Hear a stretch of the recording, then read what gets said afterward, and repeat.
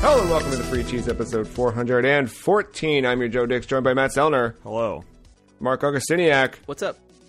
The Free Cheese is a weekly video game podcast about video games brought to you once a week by thefreecheese.com. Mark, how are you going to bring back the big bad Beetleborgs? How am I going to bring them back? Probably through some supernatural ways, right? Like, I think it would have to be a movie first, and then a TV show, I think. So they find an egg glowing under a beetle. Do beetles lay eggs, or do they just have like a sack that something falls out of? They just roll poop. I don't know.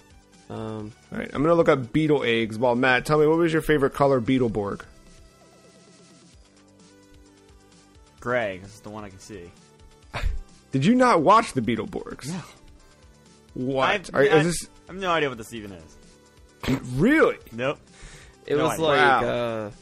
it was like in the 90s when Power Rangers was still hot, and they had to like release every other show similar to it around that same time, just throwing anything at kids and see what stuck. So you had this, you had VR Troopers, you had the Masked Rider. I'm just saying the American names, but You see, Yeah. Here's the thing. I barely watched any Power Rangers as a kid. So that's probably why I did not go for the alternatives. yeah. Yeah, I remember having the toys and the McDonald's toys. Also, beetles do lay eggs, and they're very cool looking. They look like, I don't know, cool. I had a playset what had the main three vehicles. From what I remember, the toys were awesome, but in hindsight, very cheap or something. Like, they felt like just dumb plastic that really was not... you couldn't, like, manipulate it or anything. Yeah, I think they had good detail, but probably not good mobility. Yes. Or sorry, articulation. Yeah, exactly. But I wonder if there is a dung Beetleborg. That's probably one of those, right? So first, I did not know there were more than 3. I thought there was just red, blue, and green, Pokemon style. And here we are with purple, gold, and black. So, gray, whatever. Yeah, like in our version, the red, blue, and green upgrade to the gold, purple, and black, I believe, or whatever. Oh. I didn't know there were Super Saiyans involved. I didn't either. Is there an I didn't realize GSS version of these? All their helmets blow off and it's just blue hair. Yeah, exactly. That bright blue hair. They have, not this show, but other shows, they have, it might be Kamen Rider or Power Rangers, but they have, like, hair design on helmets. Okay. It's weird. Sure. You know what? No, I'm thinking about, there's a game I played recently called, is it Quantum Warrior? Kabuki Quantum Warrior? Does this sound familiar? Both sound like, is this all one name? Yeah, Kabuki Quantum Fighter. That's what it is. You play, this is developed from HAL with Human Entertainment. You play as it's in the 2050s, and you play as Colonel Scott O'Connor, and he's put into a kind of a robot suit, but also with a kabuki element to it, so he uses his hair as a weapon. That's how you fight in the game. It's a weird little fun game that, Hal made. Strange. Like, anyway. Sounds like a lot of neck injury. When you have the hair that long, it's not that hard to, you know what I mean? That's what I'm saying. It's like I can headbang a lot easier now than I could before I grew my hair back out. And we can choose a ranking of video games a lot easier than we could 5 years ago, because now we've gone through 5 Game of the Year deliberations, and in doing so, we've got 25 games to now rank each week for you, the listener. This week's game from our Game of the Year comes from 2016. We're rounding the corner on 2016 games that we can put in this list. We're almost done. However, We've got one to talk about this week. Final Fantasy 15, thanks to our randomizer built into a spreadsheet that picked this one from the list. Yeah. Final Fantasy 15, such a weird game, because I feel like the development and the like story behind the game is sometimes more interesting than the game itself, but the game ended up being really rad. This was first announced in 2006 as Final Fantasy Versus 13, and it was meant to be part of the, oh gosh, what do they call that universe? They have like a little special universe, the Crystallis. Yeah, it feels like Novalis Crystallis or something. Yeah, like yeah, that. yeah, that's, yes. And somebody's screaming at us right now because they're like, someone dies for that. You know what I mean? Like, that is. Yeah, I make mistakes every time I talk. So. Yeah, I'm screaming because who needed to expand that universe even more? But anyway, Tetsuya Nomura did. So thank your boy. First Kingdom Hearts. What's next? Yeah. So Nova Crystallis. I think that's it. And it just sat not being, we never heard about it, or we did, but it was moving along, but we didn't know. And then Final Fantasy 13-1 came out, and Final Fantasy 13-2 came out, and this Versus never came out. And then it was 2013 when we first heard that Final Fantasy Versus 13, they kind of showed it off again, looked a little different, and now it was called Final Fantasy 15. It released in 2016. And you played as Noctis with a party of 4, his buddies. You had Ignis, Prompto, and the big guy. I know, Gladiolus. I'm pulling. I literally wrote nothing. This is all coming back to me because I genuinely loved this game, and I think about going back to this game so often. The problem is, I got to literally the final chapter because the game opens with the scene that's like at the end. You know what I mean? It's one of those games where it's like, hey, look at how bad things get. You better go save the day. And you go through and it gets to the end and you're like, oh, I'm back there. And okay, I got to save the day. And I was just slightly underleveled because I hadn't done enough of the side quests to kind of like boost my party up. And then it was a debate of, do I go do a bunch of side quests or do I just know that this game is basically over? And I never went back to it, and I hate that I didn't go back to it. And again, I think about it all the time. I'm like, I should do that. Because you really do feel, when I played 7 Remake last year, I really feel like if it, you know what I mean? Like, it's the same thing. You can't get to the Switch without the Wii U, right? You can't get to Final Fantasy VII Remake's combat system without 13 and then 15. It had to happen. And I think that what they did there was this big open world, literally an open world map where you got in a car and you drove around. That was how you navigate. It's just like total like recapitulation of the Final Fantasy like shell in this brand new modern day world that still had fantasy stuff, littered all throughout. But I loved it. I loved it a lot. Sorry, I'm rambling now at this point, but I'm excited to see what 16 is. Like, knowing what they've built with 15 and then 7 Remake, I want to see how 16 can do a lot of that stuff in a mod. You know what I mean? Because this was like almost there, and 7 was fantastic, but 7's like such a known quantity, although it did surprise us last year a whole lot. But I think that 16 is going to be even wilder. I don't know. But anyway, 15's rad, and there's so much. I should go back and play it. I should just commit 300 hours of my life to play through it and all the DLC, play through episode Prompto and Ignis and Gladiolus and Arden, and make sure you watch the movie again before you start. I did watch was it Kingsglaive was the name of it? Mm-hmm. I'm going to fill in some information here. It was the Fabula Nova Crystallis. Right, I forgot that part. Nova Crystal. Okay, got it. Yeah, that's all. All right. Oh, I thought you had more information. Like, also, no, that was the name of it. That was just the name of it. Did you guys play any of the? Mark, you played a little bit of this one, didn't you? Yeah, I did not get far. It was like right before the Chocobo farm, They were fun. Yeah. I remember I made a green chocobo. I don't remember what I named him. But I might go back. I always wanted to like go further with that one and see everything through. But I don't know. I guess just other things just popped up, and that kind of the other things took more priority. Obviously, it's a long game. But, yeah, like I hear. It's like I didn't really hear like super bad things about the game, but it sounded like whoever was playing it enjoyed their time and then never wanted to go back or never really talked about it again. It just kind of like faded away a little faster than I thought it would.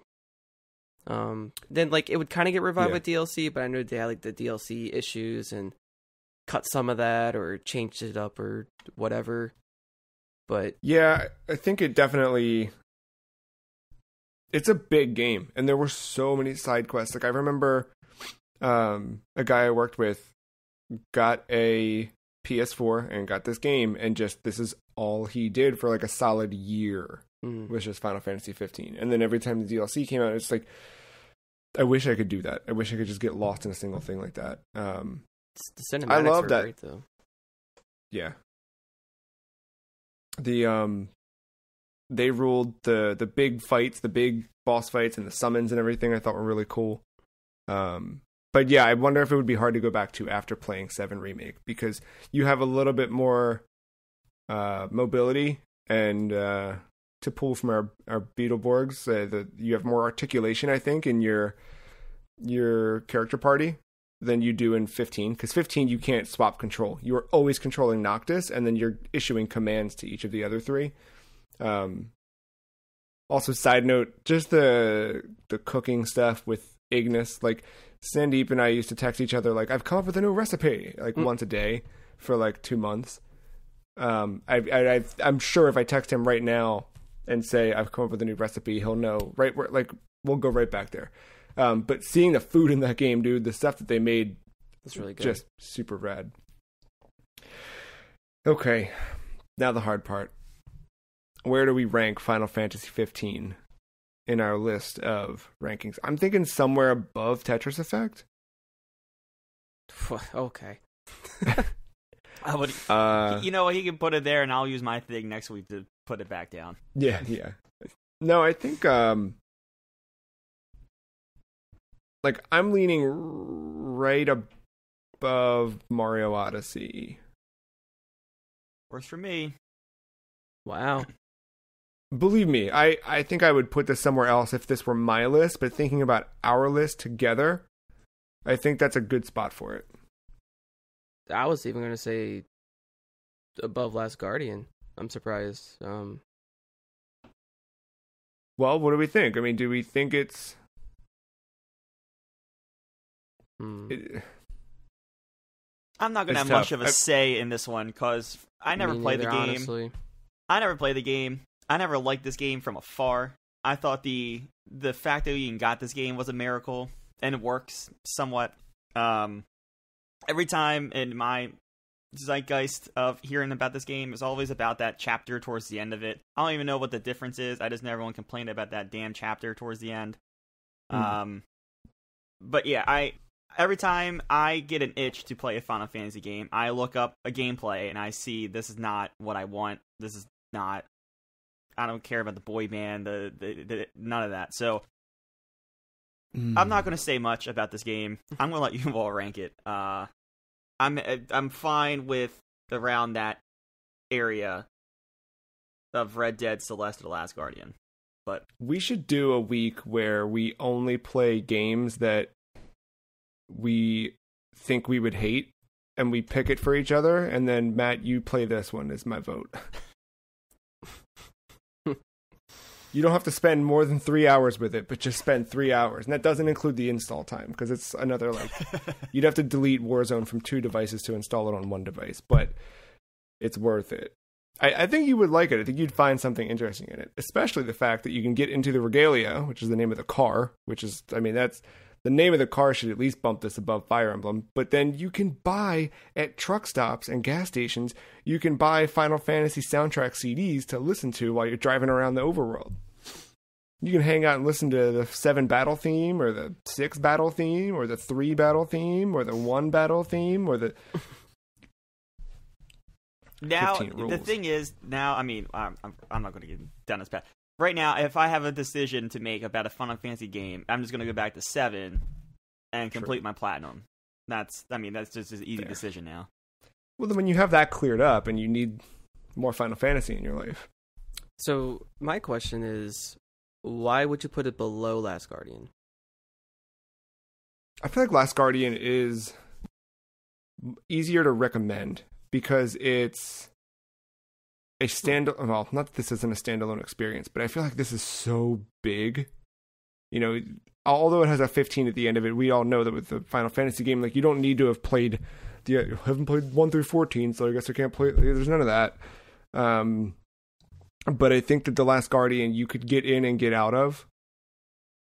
That's not to say that it's that makes it sound like either of these would be a chore. I don't mean it like that, but going into 15 is an investment. Like, I think bare minimum, if you streamline the story, you're looking at like 30 hours, and it's going to be a tough 30 hours because of that's kind of what I did, was like streamline most of it without doing a lot of side stuff, and I was super underpowered. I feel like to really get the experience of Final Fantasy 15, it's a big ask compared to The Last Guardian, where you can play through that campaign. I don't know how long it is, but I don't imagine it's the same thing. And I feel like there's a more impactful story with The Last Guardian, where Final Fantasy 15, the story's cool, and there are some, you know, moments that I think get Last Guardian-esque, but overall, it's a story about, you know, a city divided and a group of heroes who are there to reunite the people. I know you say like it's an investment, right? But like sometimes an investment pays off, and yeah, like, yeah. So I don't like that argument per se. Wow, I'm actually defending 15 here. I don't know. I think there's I think The Last Guardian for what it is. I think you kind of know what you get. I think 15 you have. If you invest the time, you have all these different opportunities, all these different gameplay things, all these side quests, all this content. So I don't know how the two gameplay-wise... I mean, I know how 15 is, and I kind of can guess how The Last Guardian is based off like the 2 hours I played of Eco or whatever. But, I don't know. Me, personally, I would rather play a Final Fantasy game than The Last Guardian. But I can see in terms of theme and story why I would rather go with The Last Guardian instead of Final Fantasy. Because at the end of the day, Final Fantasies are all kind of the same, you know. We're about to have all Final Fantasy podcast soon. Show you just how different things can be, Matthew. Also, this isn't in my track record of the every third, starting with 7. So, like, that's the other part of it. Yeah, I was trying to think from like a purely just a gameplay standpoint, and I know like Last Guardian could be frustrating, and especially with like trying to command Trico, and how like that can kind of be a chore, and if you just have to deal with that the whole time, even though it is shorter, that might be an overall worse experience for some players if they're not used to those type of games because they just control so uniquely. But yeah, I feel like gameplay-wise, Final Fantasy might be a little easier to get into because it's like they're starting to have like that Kingdom Hearts itch to it a little bit with the combat, and that might cast a wider net. But yeah, that's the only thing I could see for putting it above Last Guardian. But other than that, I mean. So I'm fine. I think I led us down a path here of which game would we recommend better. Yeah.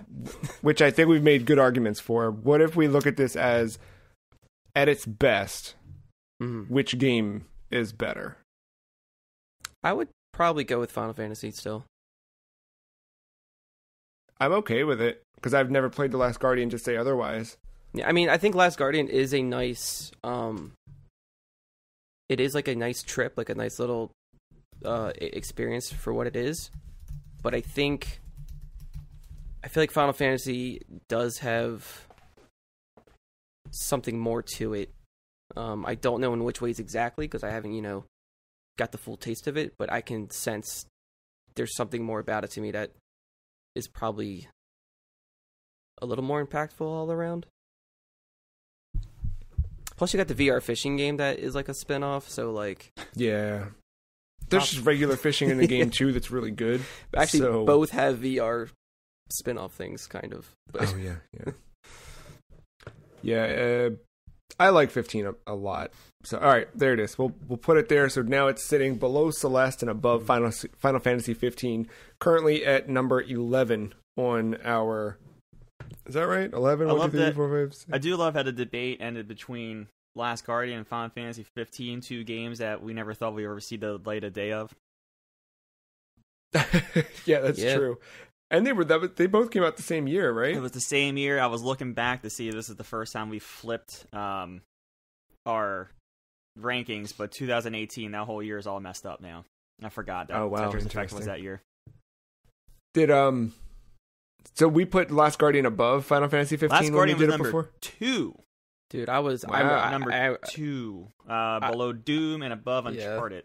I was fighting so hard for that because I think it struck my emotions a little too hard. So I was maybe that was why I was my gut was to put Final Fantasy below it because I was like I was so emotionally invested at the time and I was like just coming off of it and I was like just the interaction with the creature I love it, but yeah, I have to try to look at it a little more like objectively. Subjectively? No, objectively. Well, that's what we do 5 years later. That's what happens, right? I think 15, right? 15 was the same thing that happened with Smash that year, right? Like, we binged it, and then we were fresh off of it, playing it. Same thing happened with 15. 15 came out super late. I think it was it December? Or super late November? I think it was like November 20th or 15th or something. But for that size of game, you were those who were playing into Game of the Year, and I think The Last Guardian was the same way. I think that came out very late in that same thing. I think you had just got done playing it, if I remember that debate correctly, although it was at 4 a.m.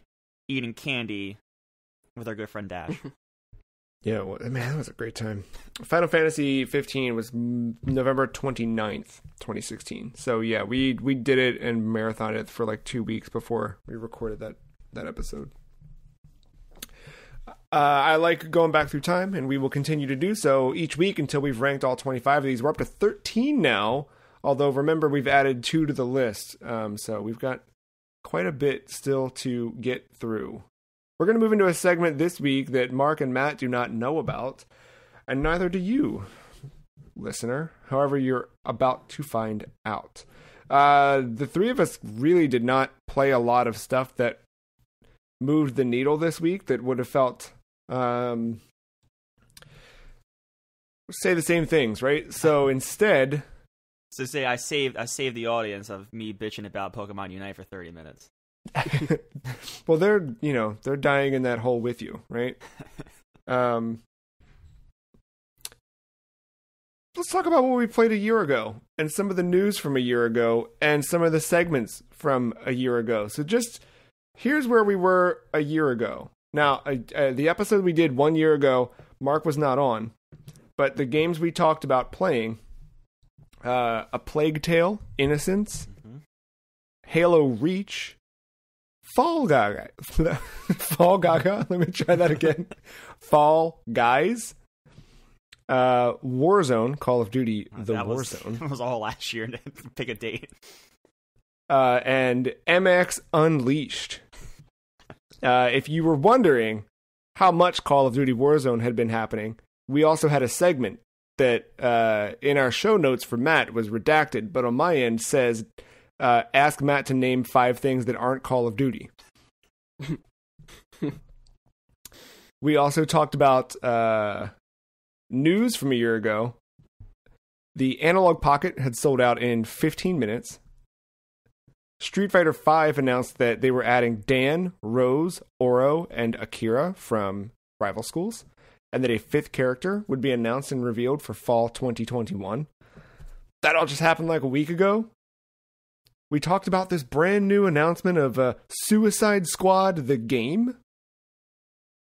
Meanwhile, there was an upcoming beta for this thing called Marvel's The Avengers.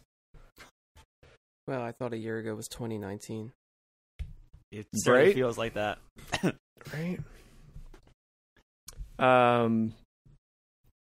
Then, so to tie into MX Unleashed and the rad soundtrack that I discovered there, we talked about the puberty of video games. So I guess I will ask this now before I ask a question that got cut from last year's episode that we never actually brought back in. But what is the puberty of video games? The puberty of video games.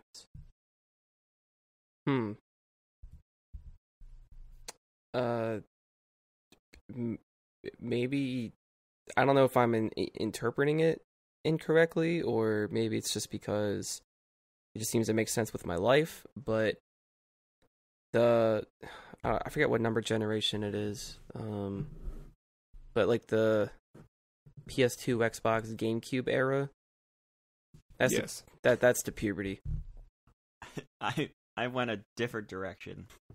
My first thought was BMX XXX. That too, yes. Which was of Boobs. that generation, right? Boobs. Yeah. You know what's really interesting about BMX XXX? The GameCube version was actually the most Uncensored? correct. Thank you. Yes. You could get the dirtiest on the GameCube. I believe you had to use codes to unlock the right stuff, but yeah, the same codes did not work cross-platform, and GameCube had the nastiest. This is when they make up for their Mortal Kombat debacle from years ago. Yeah, they wanted to make Joe Lieberman just shrivel up inside. Yeah, I think both of those fit. Yeah, it's that Mountain Dew era for me. I believe that the cover for last year's episode was a can of one of the many Mountain Dew covers that we've had over the years. I believe that's kind of where we landed on that. But that was that was an era, because it was definitely when we were growing and changing and didn't really understand. But you know what's kind of crazy about video games? I feel like we're always just after the puberty of video games. I feel like the generation we're just coming out of is the latest puberty of video games. I feel like they're still going through puberty. Yeah, it's like, because like the 64 PS1 era, like, all right, 3D games was like the new thing. We had to take that in. To me, that was like kind of going from like preteen to teen a little bit. And now, next generation after that, you know, we're starting to dip our toes in it more. We're getting more used to it. What can we do with it? But it's still a little primitive in ways. We're still trying to discover new ways to be a little more cinematic with our games and whatnot. Like, so many different unique ways now, while we're in this new 3D world. And then now I feel like it's just been, I think that a constant cosmetic thing. I think that PS2 era is a good analogy, right? Because you just said it, Mark. We went from 16-bit to 3D, and then like the PS2 and Xbox, like all of them came, and like the graphics were better. And it was like at that point, it was like, all right, you can kind of see how graphics will evolve, and it's just going to look like a real person in about 10 years once technology allows us to do it. So isn't that like puberty, right? Like, you know, like you see the changes are coming, and you know what's going to end up happening, but you got to just let time catch up and get there.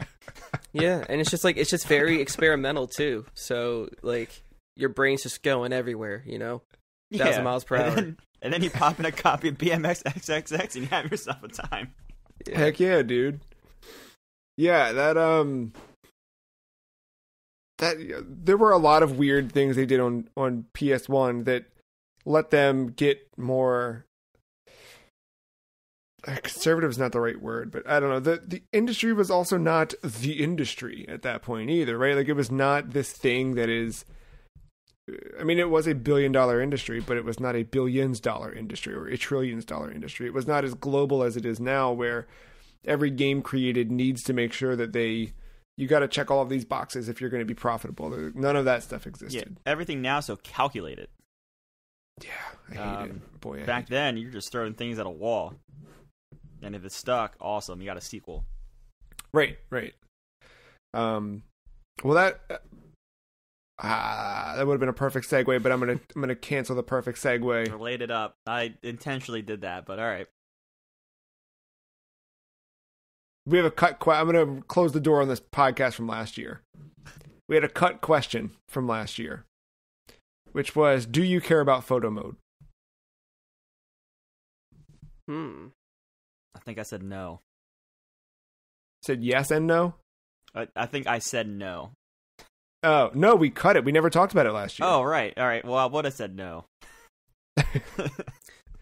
Yeah, it's not a selling point for me in any game. Like, I can be fine without it. But if I'm invested in a game, I'll probably use it like once or twice, maybe. But yeah, I can live without it. Yeah, I remember. I believe this question was because at the time, Last of Us 2 got an update to add photo mode. Or it might have been a Ghost of Tsushima thing or something. I think it was Ghost of Tsushima. I think it was Tsushima that added it. Maybe they were showing off their photo mode. Yeah, but yeah, I agree. I'm with you. Like, if there's one there and I happen to do something that's neat that I'm like, this is cool, I want to take a look at this, I will do it. But I do not need it to be a back of the box feature. I do not need an entire blog post dedicated to it, a collection of people's photos they've taken. Just don't care. On that game subreddit. Right, yeah, no, not at all. Well, there are things that happen in games that I will take a screenshot of. I appreciate having the screenshot button. Like when I beat those bosses in Dark Souls and I saw the prey slaughtered, slamming that share button, you know? I did like using it in Breath of the Wild, and I liked using it in... Well, I don't know if Breath of the Wild really had photo mode, right? Does it? It had a camera that you were kind of using Wind Waker style to catalog the world, and then you could spin it around and do weird stuff with. Right. Maybe they did. I don't know if they had an actual... I think that was maybe pseudo photo mode, though. I think that's how that worked. I think I was just creatively using the screenshot button, probably. Yeah. I know Mario Odyssey, I used it for a little bit, and I think I used it the most in Control. Yeah. That one has some good set pieces to take pictures of, though. But yeah, it's very rare when I do. Yeah. That there was one that I just played that I feel like I had fun taking pictures in, and now I don't remember. Was it Mario Kart? No, that's a good one too.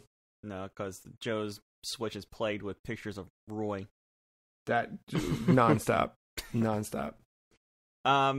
I mean, before photo mode was a thing, I always, as annoying as it was to pause a game mid-match, I always did enjoy when you hit the pause button and seeing all the dumb crap that was going on in Super Smash Brothers, like Melee. Yeah. Oh, yeah.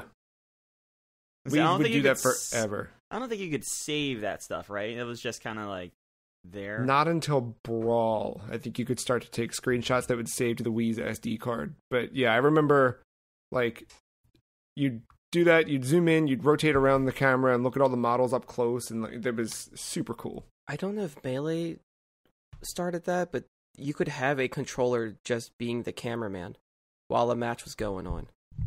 And you could choose to, like, remember that. You could choose to pan the camera and zoom in and out and all this stuff. I think it was Melee.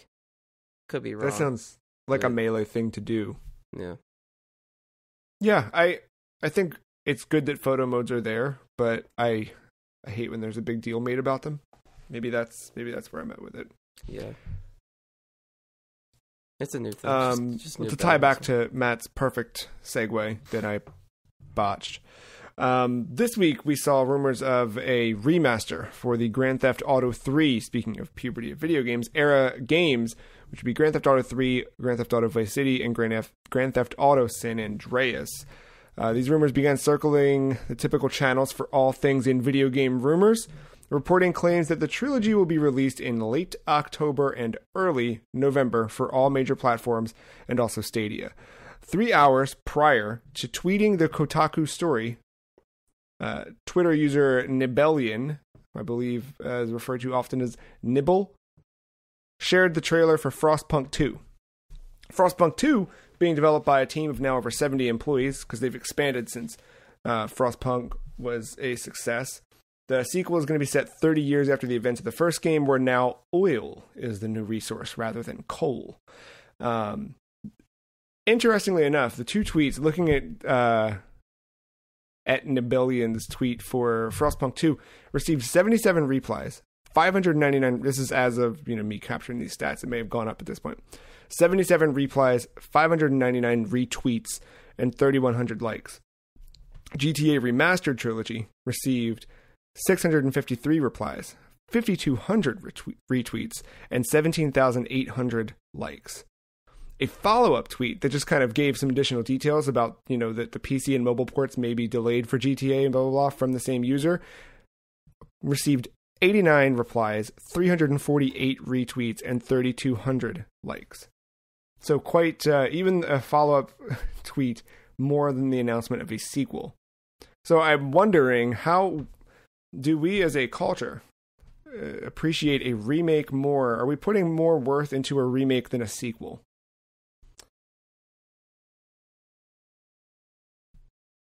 I don't know. I think it's a case by case thing, and I think in this case, it's just brand name recognition. Like GTA is just too big. Like there could be almost any kind of announcement compared with this at the same time, and GTA might take the spotlight more so than not. And it's just the fact that plus it's nostalgia is such an easy thing to sell too. If this is a real thing. But like Frostpunk, like it's a sequel, which I personally prefer more than remasters or remakes, but I think just because of its recognition, it didn't have a chance at that same time. Like maybe if it was like Resident Evil 9, might have been up there just as well, Sure. But yeah, I think it's just GTA's just too big. For what it's worth, I did try to go back through the tweets and find an example of a bigger sequel being announced, because yes, Frostpunk 2 is a very niche audience that is it's a lot smaller than the GTA audience, but yeah. I was like, okay, well, how did like a Horizon do, right? Like the announcement of that sequel or something like that. Like where did that fall? And I could not find tweets. And to I back up guarantee the data. that in any comments relating to GTA, this news thing, there's probably people wanting GTA 6. Like, I think people who love 5 are probably even sick of 5 maybe at this point. Yeah. I'm not too sure, but like, yeah, like there's always like the smallest little sniff of Rockstar scent anywhere. I think people do want a sequel. So I don't know. I think we still want sequels more than remakes, but that just could be my scope of things. The remake thing, it's such a weird thing because both are. I used that term calculated earlier about the industry. Everything is like that now, but like remakes are even so. They're like the most it's such an easy like the remasters are probably easier to do than a full-on remake like we saw with 7 Final Fantasy that is. Mm-hmm. But like I feel like that's so selective to do a remake because the game has to have some kind of appeal or whatever. I just think like with the sequel's almost like a bigger risk now. Like I think back to Mirror's Edge. Like yeah. That was a game that people wanted a sequel, and then it came and went, and that franchise, we'll probably never see that franchise again, or at least not for a long time. But like, but in 10 years, that zeitgeist could come back around, and then all of a sudden it gets a remake. Like, it's just such a weird thing of how the industry, like the people making these decisions of what their developers are going to do, kind of see that. I'm with Mark. I'd rather see a sequel. Unless it is a full remake of something. But like even what God of War did, right? I think God of War did something really cool where they took it as an opportunity to reboot. It's not a remake, but it like at least reboot in a way that it's like a number one, but it's a sequel to all the other games where if you played the other games, you get some references. If you didn't, you're still good to go. I think you're seeing more stuff like that right now, where they kind of combine the two in a weird way. Mhm. But no, I think a sequel is a cool opportunity for the developer to build upon something and put in maybe that cool idea that they couldn't in the first game because of time, money, or whatever. And then usually, I get the impression that usually like that second or third game is like their true vision of what they originally wanted 10 years ago, depending on release dates and stuff. It was like the original vision of that game whenever it came about. Yeah, like that's always the dream, right? But then it can swing the other way and be a nightmare because then the sequel has all of the calculated selling points that just get tackled onto that game and it has to suffer because of those. Yeah. But like, I feel like even like as soon as that game comes out, everybody just wants the next thing. We're just so like instantaneous with what we want. Well, I think too, from my own experience, not that I played the remastered trilogy because it doesn't exist yet, but when I first got Steam, they had GTA 3, Vice City, and San Andreas on there, and I was like, "Oh, dude, I'm in." Because I still have my original copies of those for PS2, but the PS2 was not hooked up. I didn't have one of the PS3s that had backwards compatibility for it, so there was no easy way to play those. And this is prior to them coming to, I guess, did they come to PS4? They put something on PS4. I think they did put those games. Yeah, they did. Yeah, but it was prior to that stuff. Because who wants to play those old things anyway? But I had bought them, played enough of Vice City, or I don't remember which one now. I think Vice City. I played a few hours of it. Had fun and whatever, and then I was like, I played this already, and I stopped. And I didn't play the other two. And I wonder how often this stuff happens where, I don't know, I see things like when we did not get a traditional virtual console on Switch, and that had to have been the result of looking at statistics. Did we sell a bunch of the old games on Wii and Wii U? Yes. Was there a lot of player engagement? I bet that conversation happened to the point that we got the Nintendo Switch Online thing that we do now, where now instead of just getting, okay, here's a dump that you can buy each week or whatever, you're just getting this library that's like oddly curated in a way and offering people things that they otherwise would never have heard of or tried or seen or anything.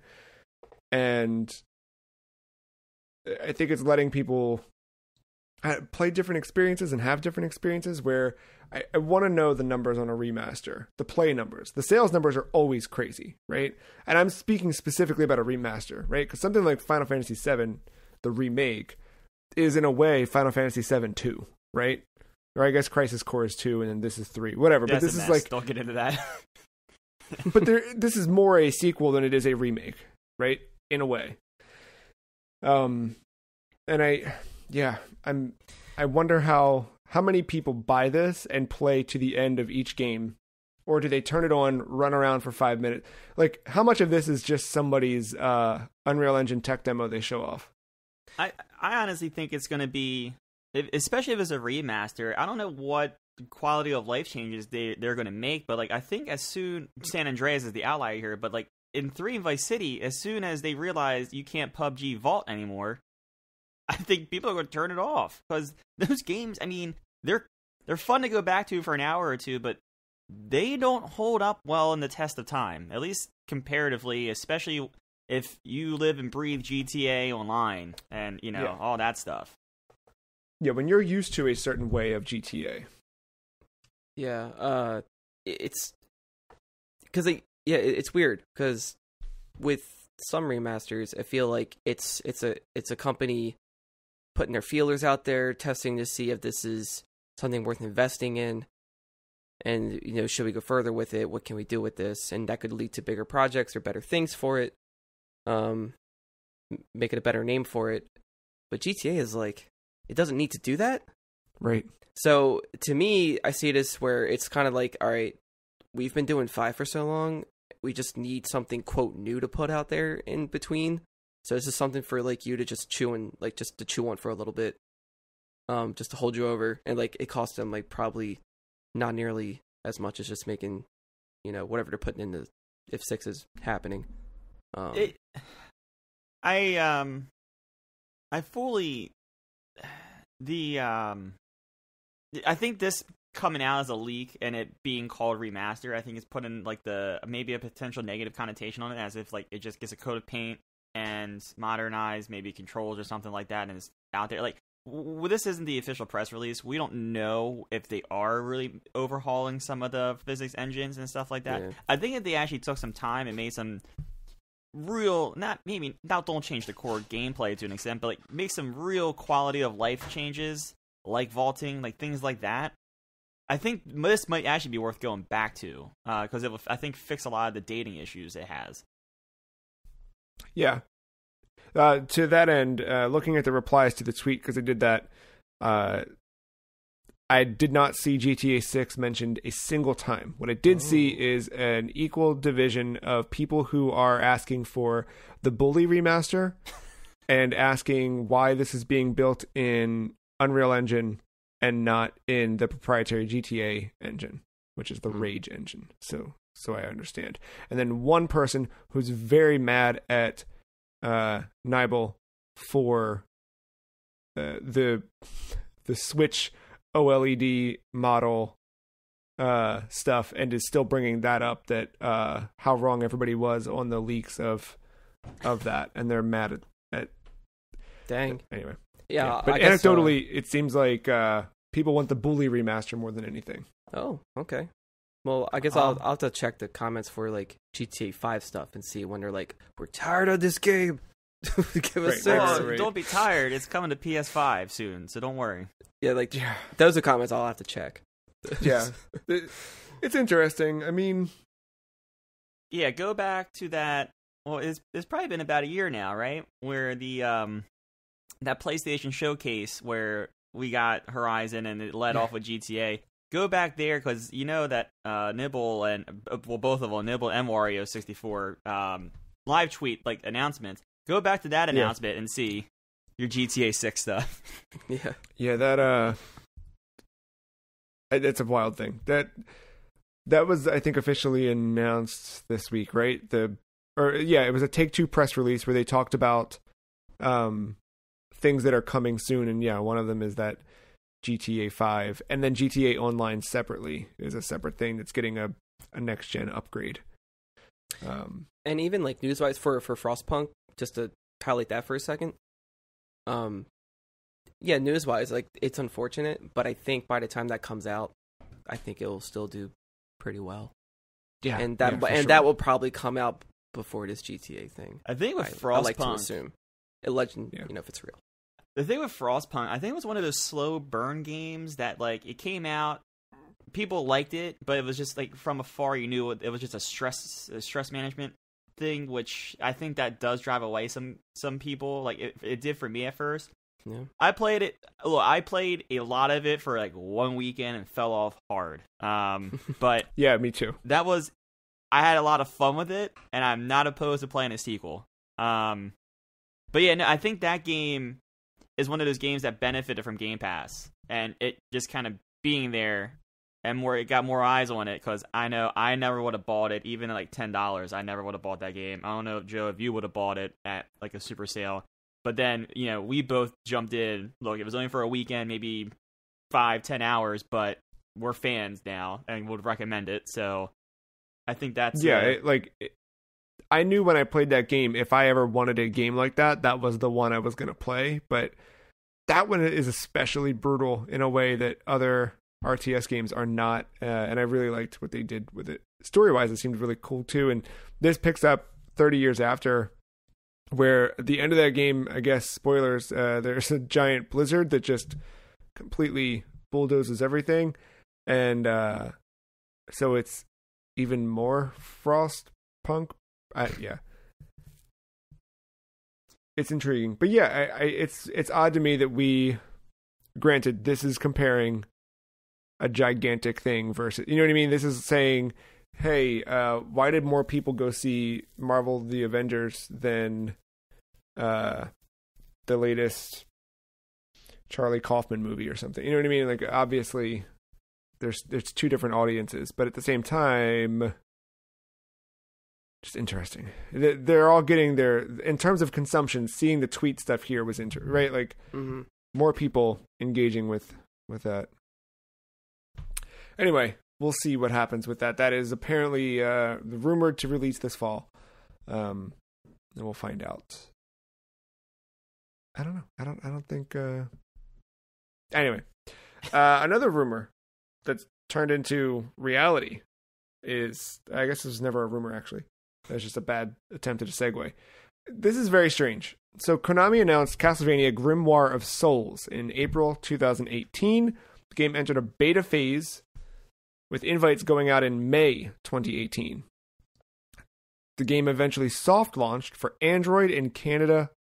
It may have been iOS in Canada. Oh, no, I think just Android in Canada. Before being delisted. So that was in 2019 that it soft launched. Then was delisted a year later, 2020 in September. And now here we are, right on the brink of September 2021. And Castlevania Grimoire of Souls is coming to Apple Arcade, quote, soon, according to its recent listing on the App Store.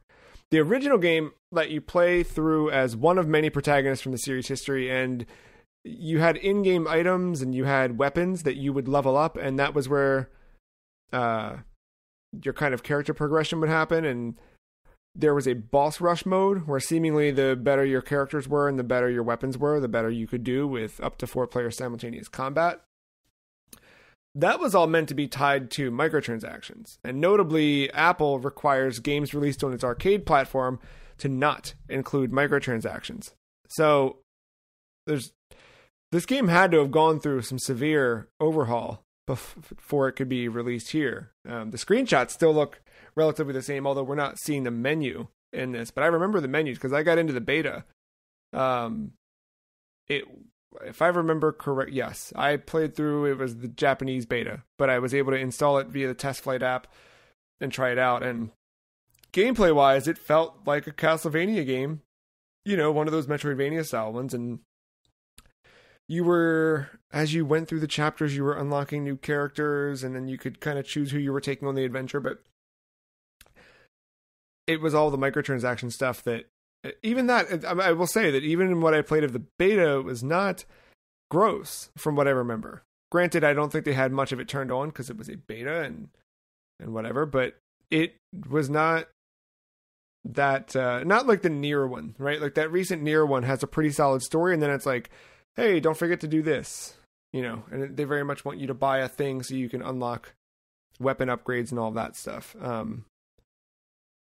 Anyway, it seems like maybe last week we talked about, which game needs its Dissidia, and maybe the Castlevania Dissidia is coming soon. I wonder, did the soft launch in Canada give them enough internal projection to see like, okay, here's what our profits will probably look like. Maybe instead we strike a deal with Apple, or did Apple approach Konami and say, hey, the game looks like it could be really cool if it didn't have microtransactions. Do you want to come put it on this platform? And that's what I want to know, who talked to who. But to me, from the outsider's perspective, seeing this come to Apple Arcade, there's been a lot of games that have released on Apple Arcade and then been released elsewhere after the fact, right? And none of those games ever have microtransactions, but I think a lot of the games were just designed to be games, not mobile games. And then Apple did the work to go secure those games for exclusivity, for timed or whatever. And that's what, I mean? They were mobile games without all the crap baked into it. And I guess this is the first example I can think of where we've seen like a swing in the other direction of like, hey, this was heavily designed to use microtransactions and they're stripping them all out. Is there another game you can think of that you wish would have all of its microtransactions? I feel like that's a concept we've talked about before of like, boy, if I could just give them $40 and play this, I'd love it. I mean, so my original answer I had written down was that one dumb Ninja Turtle game, Mutant Madness, that I played for a little bit. I did put money into that, and it did not feel good about that. Yeah. But, that's just a gacha game, and all gacha games are like that, and I wish that type of way just never existed. But I guess that kind of kills the purpose of what they want to do with their game. But I don't care about their vision with that. But yeah, because like it gets to a point where you can technically play it without having to pay anything, but it comes to a point where it just costs you more time than money in that point. You got to keep waiting because then you're not strong enough, and then as the time goes by, you get all this built up experience or whatever and resources, and then you can start investing all that, and then it still doesn't get you too far even after how long you waited. So it's like they're being like they know what they're doing. Like they're giving you this. It almost feels like they're just giving you this illusion that with time you'll just eventually get through it. But it's a torture and a process. Like you're trying to do everything so bad to where it makes you want to pay for it, and it's just gross. But they can get away with it because they're just inching as they go along. So, but even though as mindless as that game is, I did kind of just like there's something therapeutic about equipping the best items to your favorite character and then passing the hand-me-downs to your other characters that were good, and then just going along and just watching them and fast forward, just beat ass in like 5 seconds and just keep watching that until you're done with it. But the Godzilla game was kind of like that too, in a way. Yeah. But that one was like it had like too many currencies going on, and I don't understand that. So it's like, if you want a gacha game, sure, but like I don't know. It's like, would you rather have microtransactions with only one form of currency, or I don't know. Yeah, I guess. Yeah, no, I think the only like gacha game that I ever got into, and like it wasn't in that way, but the Fire Emblem mobile game. Mm-hmm. I don't think I ever spent money on it, but I would always do the things where you'd check in and you'd get like, hey, we had an event this weekend, so here's 1,000 white gems that you have to use for summons or whatever. And I would always do the thing, I'd save up enough where I could do, because that game had a real gross tactic of summoning where you hit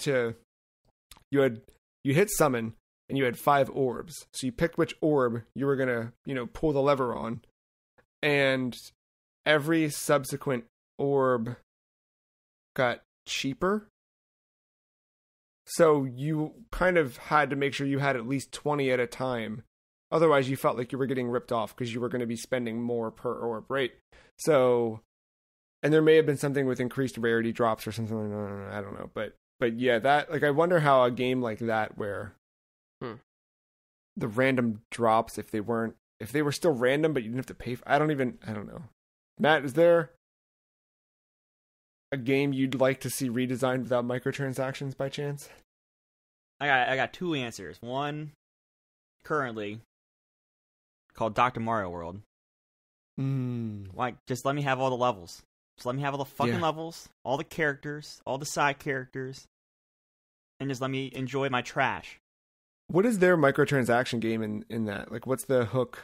One is lives, because they do the Candy Crush thing of 5 lives, and if you lose a level, you lose a life, and then you have to time to wait like 2 hours or whatever. So you got that. And if you lose all of your lives, what happens? They reset that world progress, or what's the? No. You just can't play. You can't play a level unless you. It's literally the Candy Crush thing. Also, buying the other doctors. So of course there was like Dr. Mario, but there was Dr. Bowser, it was all of them. And each one has specific traits, perks, whatever, to help you clear levels or whatever. And of course, if you had a diverse doctor layout, it was easier to clear some of those trickier levels than trying to do it with just the one doctor or whatever. So they would try to get you there as well. And then there were like side characters. I forgot how they refer to them, but like these little side characters that gave you like an extra trait or two, or like an ability to use within a level. Those you had to purchase or grind out the ass to get. Yeah. So that one I would just, I would have paid probably a blanket $10 after I realized I did like this game just to have everything and not worry about lives or whatever. And then I got one for the future for you. It's not yet released in iOS, but it's called Pokemon Unite. And I would pay $20 to eliminate 13 of the 300 menus Also, 14 of the 18,000 currencies that game has. So I would be a real big fan of just buying that for $20. What would you want for buying it for $20, right? Because I also recognize the fact that companies do have to make money, and making money after the sale is more important than the sale itself. So what's the solution for that? Get rid of all the held item upgrades. Make them upgrade it or standardize them so that's not a system and another currency you have to do. Get all the base Pokemon Unite licenses as part of it, and then you charge as you add your other Pokemon to the game. That's your longevity.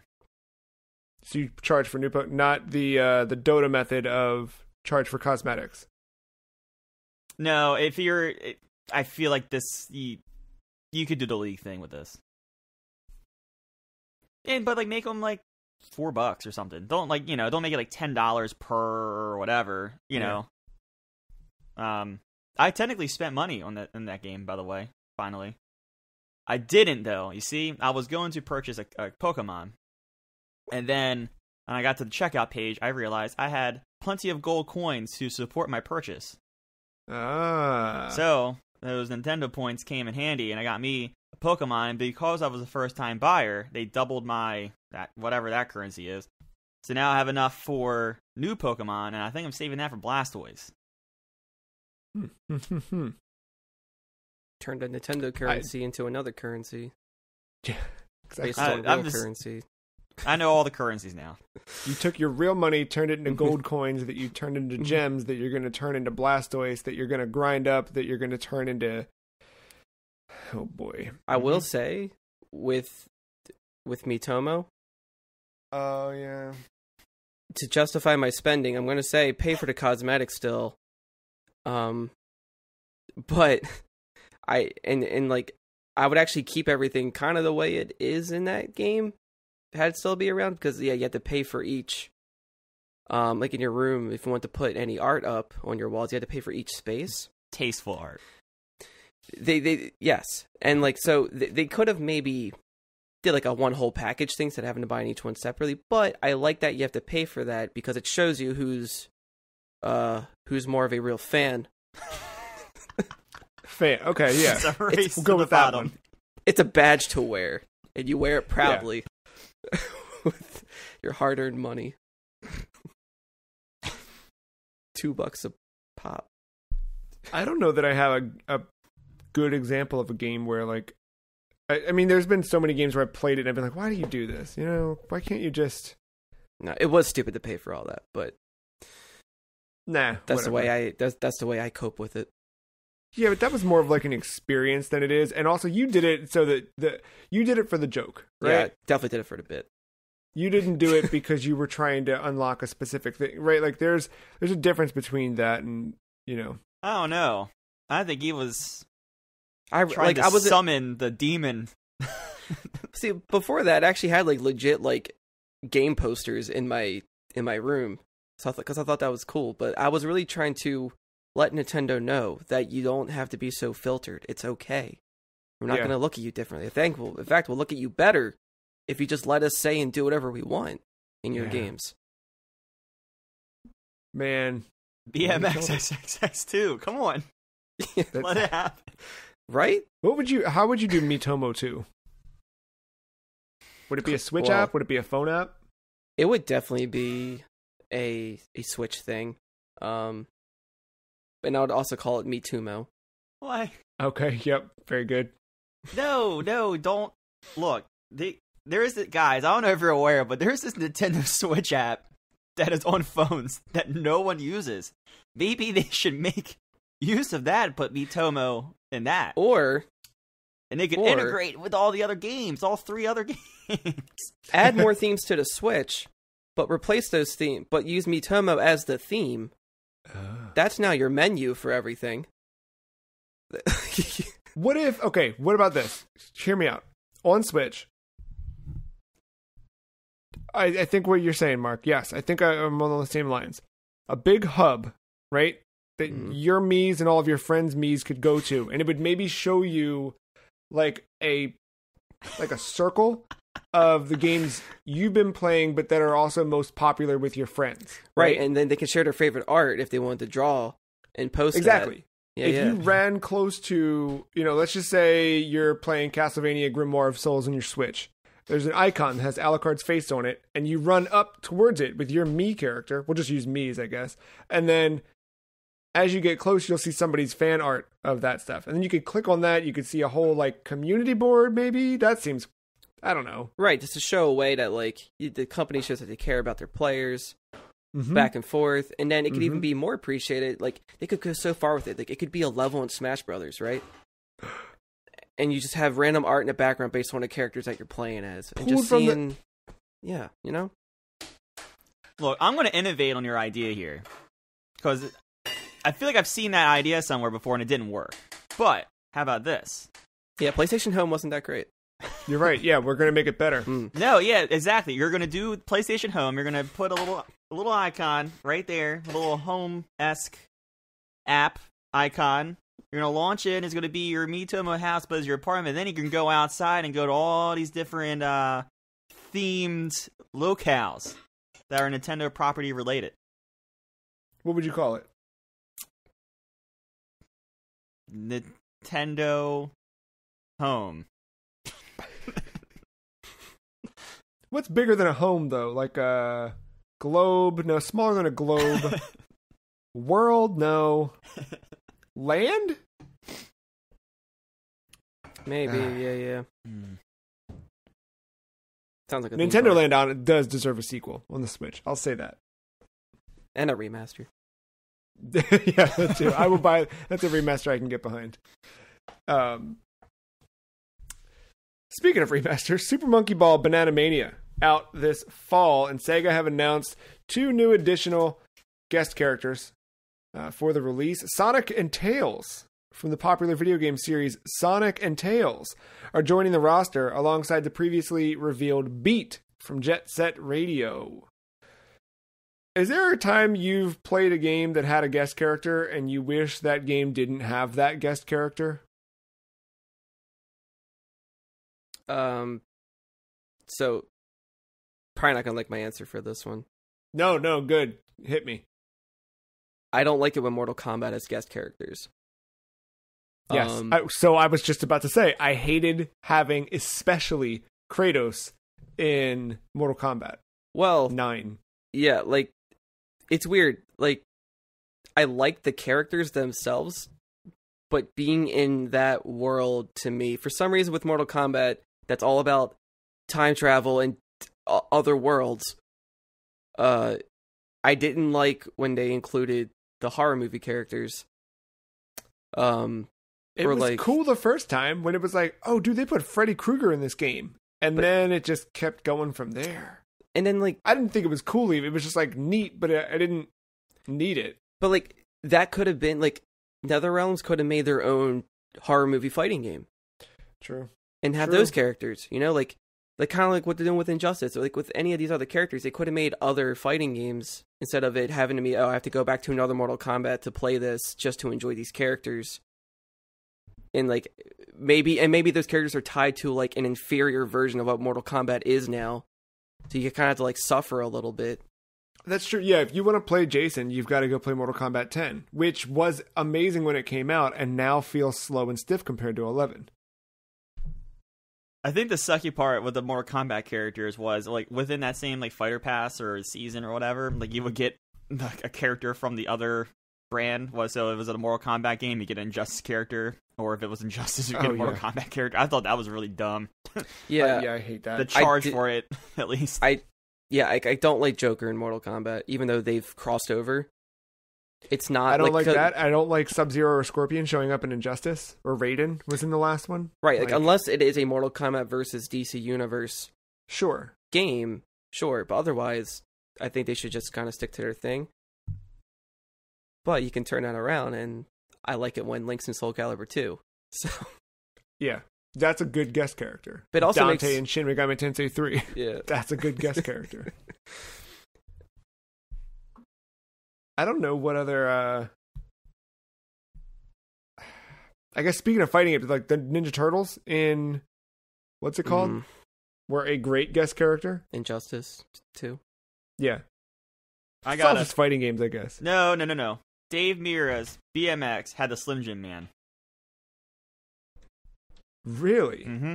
The Are you big, saying- tall, the Mhm. guy that looks like Scott Ian? Mm-hmm. Are you saying you don't like that, or do you like No, that? that was great. Yeah. That Okay. Yeah. was fantastic. Also, Danica Patrick, a.k.a. Danica Patrick, Sonic Sega All-Stars Transformed. Yeah, you're right. You're good very one. right. The announcer said both ways in that game. That also had Wreck-It Ralph, which I didn't, That is Transformed, isn't it? Yeah. Yeah. Yeah, Soul Calibur always has some pretty good ones. What other... no, it's not all fighting games. You guys just proved me wrong on that. But Mario Kart had Link and Isabelle and Villager and Splatoon Squid Kids. And a Mitsubishi. Why not? Killer Instinct had the Arbiter and one of the things from... What's it called? Halo?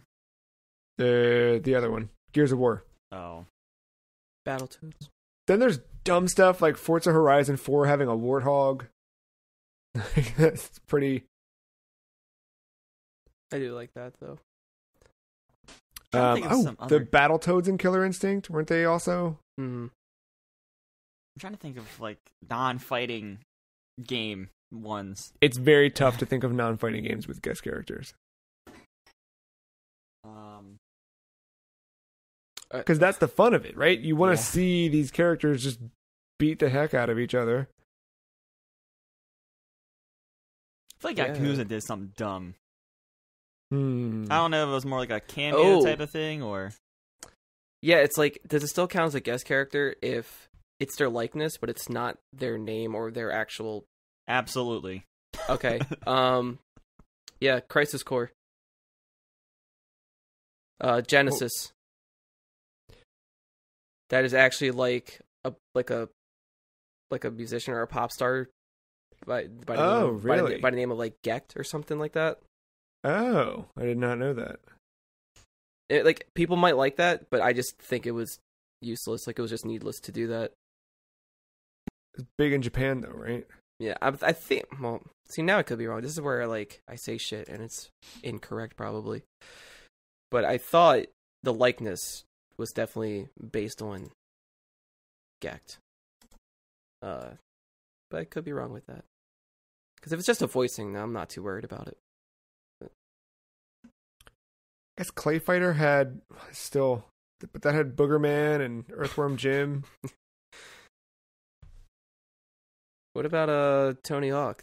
Oh, Yeah, that was a good. cop. I only remember Spider-Man. Spider-Man. Wasn't Spider-Man one? In Tony Hawk. Yeah, Sorry, sorry. I thought you were saying there was a guest character in a Spider-Man game. Oh, well. No. I thought there would have been. Unofficial guest character, but notable one, Thomas the Train Engine as Mr. X in Resident Evil 2. Yeah, those mods are a whole different beast. Let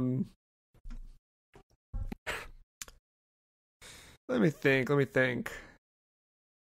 Do one more sweep. Oh, you had the NBA Street for GameCube had Mario and Peach and Luigi.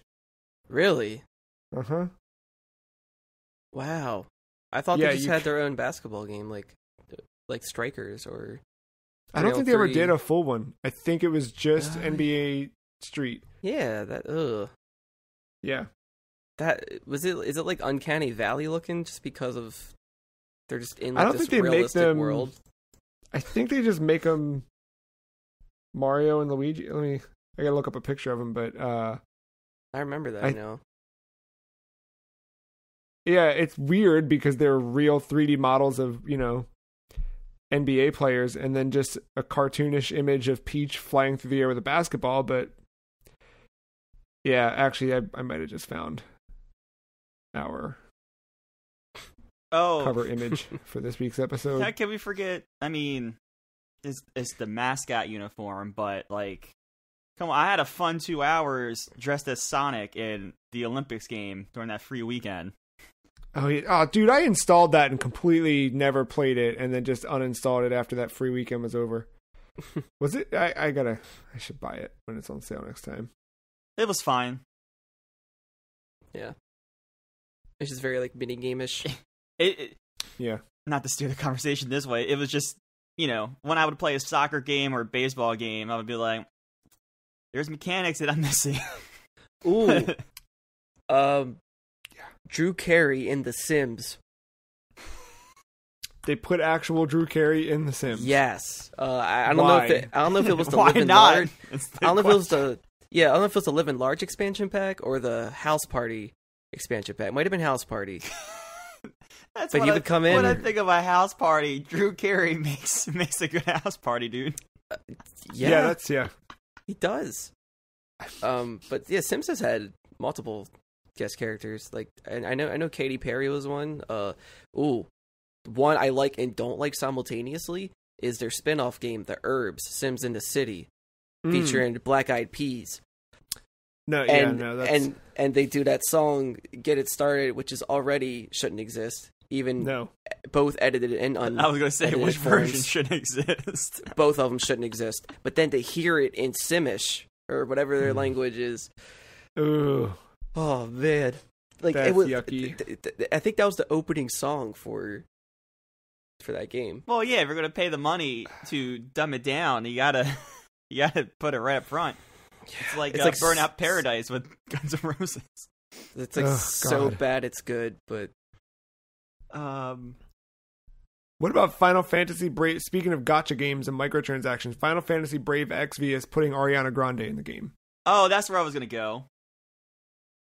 How about we haven't mentioned all the guest characters of Fortnite yet. Oh God. Ariana Grande in that too? No, she is now. She's pulling that concert crap. Oh God. What a mess. All right, did they put in a costume? Yeah, so you can be Ariana Grande, beat up Kratos. What have we become? It's probably the tallest she's ever been. How could I forget Warzone, the Leatherface and Saul dude? And John McClane, right? Well, those make sense, but like, it's weird seeing Leatherface run around with a shotgun. I also just don't like Leatherface as a character in anything. Yeah. The Leatherface pack did give us the pig squeal car horn, though, so we have something to be thankful for. All right, fair enough. How about the Starlink Battle for the Atlas that we talked about last week with the whole Star Fox? I thought about that thing. I was like, I don't care about the Star Fox being in that game. I think it was that dumb smirk that dude had the entire time on stage, and we were like, why does this guy have a dumb smirk for this dumb game? You know. And then in 10 seconds, everyone's opinion about the game changed. Yeah, I don't think Fox needed to be in that game. That game needed Fox, though. I wouldn't have played it otherwise. Right. Yeah, I'd rather just would have had a actual Star Fox game at that point. Yeah, it's true. Well, after naming them all, if someone wants to write in and tell us their favorite. Yeah. Yeah, please. Let us know who we're missing. There's got to be... Or a bad one. I like the bad ones. I just can't remember really terrible ones besides after what we've named. Yeah. I mean... Yeah, whenever something like features like a celebrity that just doesn't belong in there, it's just weird. Like if it's just, I mean, I guess to me, Drew Carey is the exception. Did Guitar Hero Rock Band do something that was like not Guitar Hero? I know they had like guitar like musician-esque like Tom Morello and stuff like that, but like, did they do anything like real stupid? Like just somebody who you just shouldn't be in. Yeah, there, that's like a rock star all of a sudden. Yeah, like is Drew Carey in that game too? Put Drew Carey in everything. Mark, I apologize. There was a Mario Hoops 3-on-3 for the Nintendo DS. Right, but I was in my head. I was thinking like a 3D game similar to Strikers, like in that style. But yeah. Oh, well, there you go, right there. Guest characters. Final Fantasy. Why? It's cool, but why? What are they in? Mario 3-on-3, like the Hoops game. You could be Black Mage, White Mage, a Moogle, a Chocobo, or Cactar, or whatever. I believe. I did not realize this. Well, I bet you who was that developed by? Square Enix. There you go. Okay. But I mean, well, now I need to track down a copy of that for DS. It's gonna be my Saturday. Yeah, guest characters are fun. Write in podcast@thefreecheese.com and let us know. We've got 2 more segments to bring us home real quick. Another quick question for you guys. When have you played a game that had a fetch quest that was actually good? I did my research for this one. Oh? I did not. So, Mark, you go first. Yeah, so there's a game out there called Red Dead Redemption Undead Nightmare. Nice. Let me tell you about this. I know you don't particularly care about the rootin' tootin' shooting, Joe, but I do. So talk to me, Mark. I think you could give this one a chance. Because the whole thing, they are fully, like, it's just a silly game overall, but they handle it well. And I know it came out in the era of, like, everything needed zombies in it. That was, like, the selling point. But I loved how this one handled it, and I hate that they haven't done anything with this since. Like, if you want to bring back a remaster or something, this is the game. I literally bought Red Dead Redemption on PS3 because of Undead Nightmare, because of the praise that it got. And then I was like, well, I should probably play the core game before I play that. So I tried the core game for an hour, gave the controller to my nephew, and went outside and smoked cigarettes. That's the thing, like, you don't need to, because, like, it has its own story. Like, it's not tied to anything. Well, when I was 17 and an idiot, you know. Right. And the multiplayer is also pretty cool. But anyway, the fetch quest in this, there's this hunter in the woods that, like, lives in a cabin, some old crazy dude, and he is telling you that there are Sasquatch all around in the woods, and they are eating babies, you know, and you have to go kill them to stop this madness. And so you have on your map, you know, you're finding them. When you find one, usually your reaction is to, like, hunt them from afar, take them down, move on. There's about, like, 6 of them that you have to take down.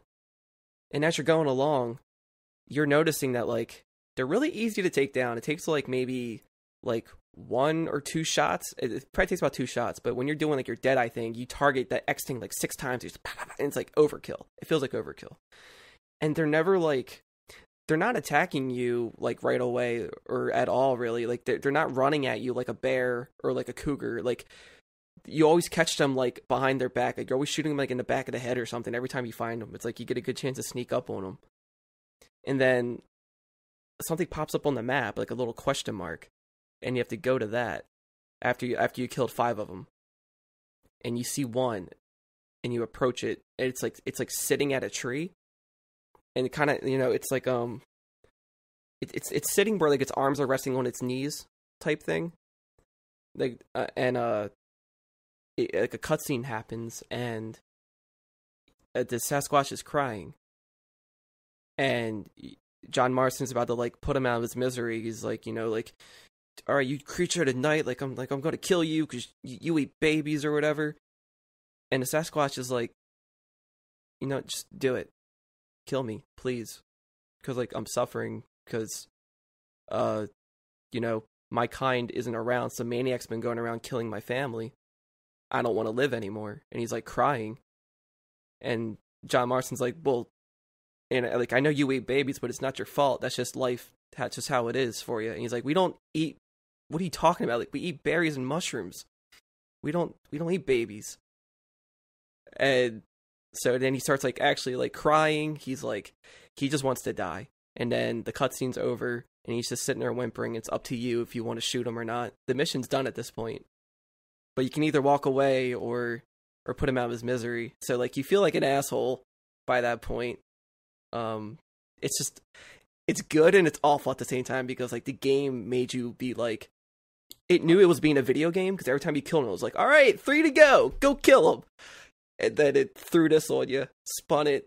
I did end up putting him out of his misery because I just felt bad. But it's like, yeah, you know, you believed somebody who was doing like a us versus them thing, not knowing really anything about him, just attacking out of fear, not understanding there are them. Missions in games like that now whenever I play a game that is forcing me to do a thing, I always try everything I can to not, like whenever it's like a frozen cutscene where it's like you need to pull the trigger, I'm like, what if I just sit here for 25 minutes? What if I go make a sandwich and come back and it's still on the screen and I'm like, I really got to do it, don't I?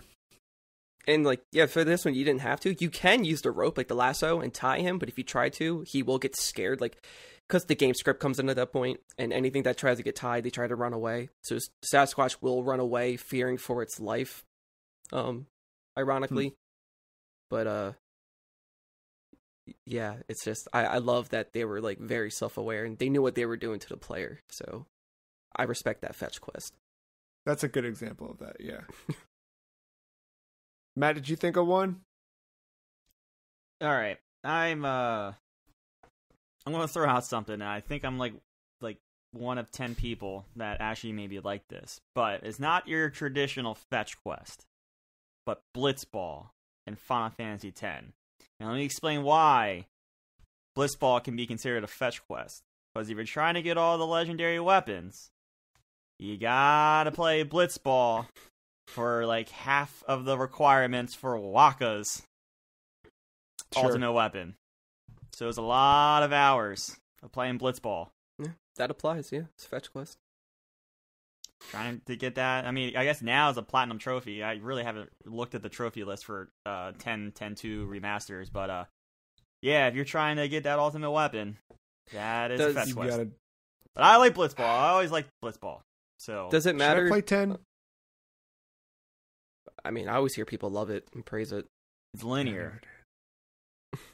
It doesn't. It's funny because I make fun of 13 for being linear, but 10 is kind of the same way. It's just I ended up. I don't know why. I think I just like 10's battle system better.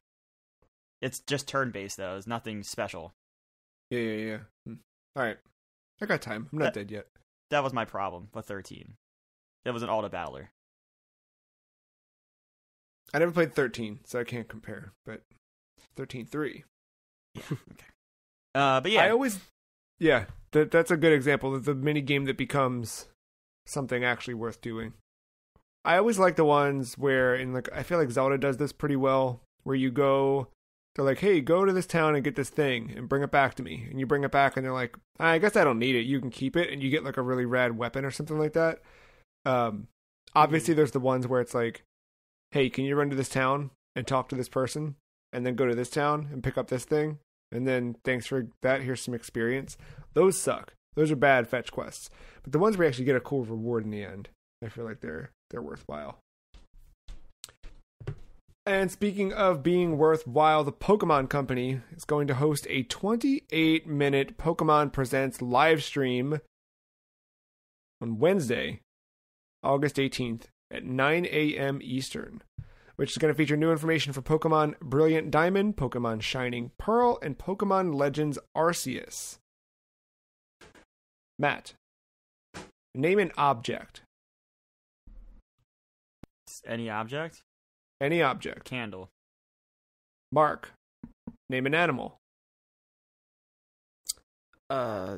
Platypus. Matt, turn it into a Pokemon. Platydle. Platydle? It's Platydle. It is or Platydle. We're gonna go with Platydle. And it's Platydle. Alright, here you go. It's Probably. It's a candle. It's like glass, but the wicks. Oh, I'm thinking of octopus. Shit, hold on. I gotta go back to the drawing board. Hold on. Yeah, it's the duck beaver. Yeah. I know what a platypus is, but for whatever reason, I started thinking octopus. Okay, I'm in. Okay, all right, here we go. So it's going to look like a turtle. It's going to be a very defensive type of Pokemon because it's going to use the candle shell to retract back in. But it's going to be straight up a platypus, but it's going to literally have a candle jar on its back, and it's going to right back in. So it's a platypus with a candle on its shell. Yes. What elements are we working with here? Sounds like a fire-water combo. I was thinking rock. Oh. Because the flames are just there to scare people away. Is that like a like? Oh right, I forgot about the yeah. I forgot about the fire aspect of it.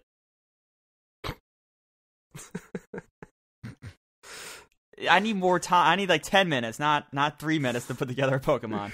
We got time. Let's go. Let's party. Do I want fire or not? I mean, it can have. It doesn't need to be a fire type to have fire attacks. True. That's true. Yeah, I'm kind of. I guess fire would make sense. I just don't know how we would incorporate the fire unless it's like an aura of flames around the outside of the thing, and then fire rock. That's why the fire doesn't affect him because he's a rock Pokemon. He's not gonna get burned. So his platypus is has like a rock kind of exterior. It's Pokemon. Who the fuck cares? You have a ghost chandelier, okay? So yes, it is a rockish platypus that has a candle jar with an aura of flames coming around it, and will retract when it senses danger. And then it has moves such as like scratch, bite, and then but for scratch shifting can cause poison. Oh, yeah, but then it's another type of Pokemon. That's a poison type Pokemon. Because platypus's back legs, they have a claw that can inject poison into the to predators. Oh, you know what? All right. So now we do this. Okay. Here's the unite move, ladies and gentlemen. It is an AoE effect. He extinguishes his flames, and you know that smoke that comes when you extinguish a candle is a poison. Boom, you're poisoned.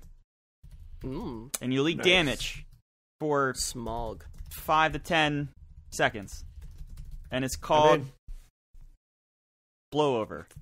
Blowover. No, I'm picturing when it's in its shell. I'm picturing like just like a rock, but on each end it's just like a weird round thing. So like from a top view, kind of looks like a bow tie because you have the beaver tail and then you have the duck bill not going in all the way. That's how I'm picturing it. Sure, yeah, that's pretty good. You could have that just like spin around like a propeller or something. And then for the TV show that's dedicated around this Pokemon, the episode can be that the candle shell has somehow cracked, and we need to find this Pokemon a new shell. Yeah, that's the Pokedex entry. Is like, rumors say that if the flame goes out, or it's one of those weird, creepy ones that 16 kids die if a Platydus doesn't get its flame lit back again before going inside of its shell or something. Like its owner, so some like big like fan of America, just some Yankee. Yeah. Big hat. Well, that's the alternate costumes for whenever they have a more American-based Pokemon game. We have Britain. Yeah, they haven't done. I guess Black and White were the last ones, right? Yeah. I wonder where they'll go next.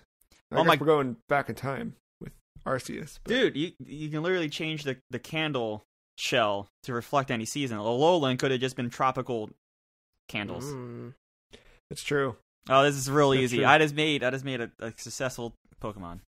What was it? Any of the regional variants, you just change the scent of it. Or this would be one of those ones like there's I don't remember the name of it, but the little bird in Talonflame. Oh, I don't know. I'm just... It's I think it's in the Alola region, but it's a bird that, depending on which island you're on, it's a different color or something like that. It's the same species, but they have different variants or whatever. Same thing, like there's the Vivirion in Gen 6, the butterfly, where every country has its own color variant or whatever. So you could use the global trade system to try and collect ones from different places. That's how you do it. Different countries or whatever, different regions have different scented candles on the back of Platydle. Would this have an evolved form? Oh, you just changed the game. Because if it does, what I'm picturing is that it goes bipedal, right? Yeah, of course, yeah. Or, I mean, I guess it could be on all fours, but the rock breaks, and it's just covered in wax, and it's like very like muck looking, but it's all like okay. You went a different way, and I like that. I was gonna do something unique because I couldn't think of an evolved form. Yeah. What if we had a slow bro type of evolve where it was another Pokemon that came in? And I was going to say, what if this thing combines with an Onix, and Onix just wears this as a like helmet, and it's like a headbutt unite move? You get a fire Onix? Yeah, sure. I thought some poison with some poison elements. I was thinking like Slowpoke dipping his tail into like the rock thing, and then when it evolves, it's just like it almost looks like a dinosaur in like a tar pit. It's just like became one, like absorbed with the wax. It's not even doing anything special. It's just dead inside of its body. And it's it a just Plonix. Whispers kill me every time you make eye contact. And the name of this Pokemon is Plonix. Plonix, that's pretty good. I'm going to have a great time with Photoshop this week. Not Photoshop. What is it called? Designer. Yeah, there you go. Well, that's been an episode. We've gone everywhere from the future of remasters to Apple Arcade Castlevania games, and of course, our game of the year. If you want to write in, ask us a question, let us know if you like sequels more than remakes, which game has good fetch quests, which guest characters suck. Podcast at thefreecheese.com. You can follow us on Twitter. The Free Cheese is at SomeFreeCheese. Matt is at MattyIce131. Mark is at Og_mental. That is it for us. What are you guys getting into this week? Hopefully, the Ultra Class rank in Pokemon Unite. We wish you the best of luck. Hopefully. How close are you? As of right now, I'm 2 wins away. But you got this. But if you lose one, you go back. I last night, stuck. Like, whenever I got into the Veteran Class 5, I would just get the trashiest teammates in the world, and I would just go right back to Class 4 and work my way back up. I finally, stuck. I stuck a landing in Class 5, and I'm pretty solidly in there unless I go on a bad losing skid. Because I also got the trainer points to, bail me out right. if I de-rank. So we're in a good spot. So yes, that. And then I've made... Dude, I don't know what happened, but the light switch has kind of turned on here in Dark Souls 2. I've made great progress. Nice. I've finally found some Estus shards to convert to flask hits. Now I have ways of recovering health. And then I've also leveled up. Better now? Huh? Do you like the game better overall? Yeah. I don't know. I don't know. I think some bosses are cool. I went into this real weird area with a hand that runs that was attacking me. I know of an area that's past the Shaded Woods that I'm heading towards that I'm not looking forward to. Nicknamed the Spider Cave. So nice. We're there, but but yeah, I don't know. I'll talk more about it when I beat it. Yeah. Well, I wish you luck. Monster Hunter Rise. That was the game an hour ago. I was trying to remember what had a good photo mode that I enjoyed. Okay. Mainly just because I thought it was cool once I had me and my cat and my dog in cool costumes to pose up, because you can actually use the photos in-game as your profile picture for your hunter, whatever. Mark, what do you get into this week? I honestly don't know. Is there anything upcoming that's being released soon? Did you know that the GTA 3, San Andreas, and Vice City remaster are coming? Oh yeah, but I mean I don't know. Check releases for next week. I think everything I want is like the week after. Like what's that? Psychonauts 2. Oh right, that's close. Yeah, and I don't know if Nintendo has anything coming up. I forgot when WarioWare is. That's the fall, isn't it? Or is that That's August? September? Yeah. September. Yeah, I know. Ooh, Marvel's Avengers: War for Wakanda. Actually, Mark, you were playing Avengers. Are you gonna look at that at all? I was only playing that with my other friend Joe, and I don't know. That requires me to turn on my PS4. I don't like to do that. Oh, that director's cut is next week. The Ghost of Tsushima one. Madden NFL 22 comes out. I might use my EA. I might do that. I might use. Doesn't the EA thing that comes with Xbox let you have like 10 hours free or something like that? Yeah. I think so. Maybe I might dive into Madden a little bit. There's a game that just hit Game Pass that looks kind of neat called Art of Rally. Ooh. Little lo-fi looking racing game kind of thing. I don't know. That one seems kind of neat. I want to play with that a little bit. Outside of that, Dark Souls and just kind of whatever weird stuff I can find. Where are you at there? Just name an area or flirting with Magic the Gathering again. We'll see how that goes. But the new sets got announced for the fall, and I'm very, very intrigued. So we'll see. Where are you at in Dark Souls? Just name like a boss area or bonfire. I haven't touched it since we talked last week. All right. Yeah, I still got to go back down and take out that demon boy. Yeah, I'm still super early in that game, but that's the thing I like about that. I feel like good every time I go back to it. I feel like confident in a way, like not confident that I'm gonna just destroy, but confident in myself that like patience will reward. This is going to take a lot of doing to get done, but I've also been thinking a lot about Trackmania lately. I don't know if I'm there. I don't know. Dude, I'll meet you halfway.